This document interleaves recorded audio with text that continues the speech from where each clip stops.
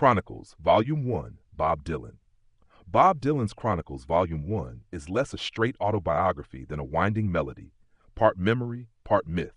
He begins in the early 1960s when a restless young man from Minnesota arrives in New York City, chasing the ghost of Woody Guthrie and the echo of songs that could change the world.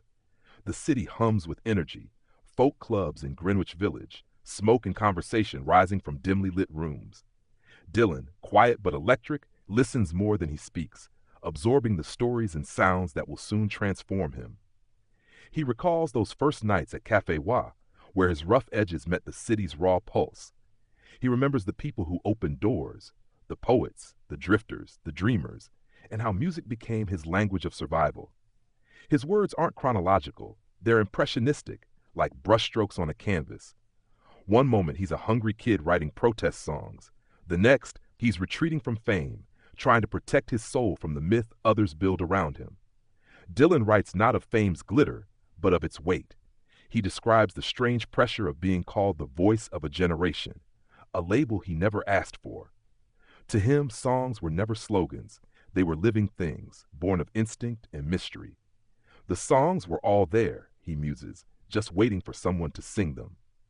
His recollections shift to New Orleans in the 1980s, where he feels renewed, recording Oh Mercy and rediscovering the craft that once saved him. There, he speaks of producer Daniel Lanois, of creative tension and rebirth, of how sound itself can carry truth when words falter. Throughout Chronicles, Dylan's prose surprises, lyrical, sharp, and deeply human. He writes of literature, politics, and art with the same rhythm he brings to music. He name-drops Rimbaud, Faulkner, and Robert Johnson, weaving them into his own evolving story. He is a wanderer through sound and language, a man always moving toward the next verse. The book ends not with resolution but with continuation, a sense that the road keeps winding.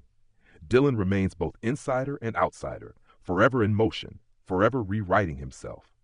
Chronicles Volume 1 captures not the legend, but the man beneath, the artist who listens to the wind, who finds beauty in imperfection, and who keeps chasing the song that has no end.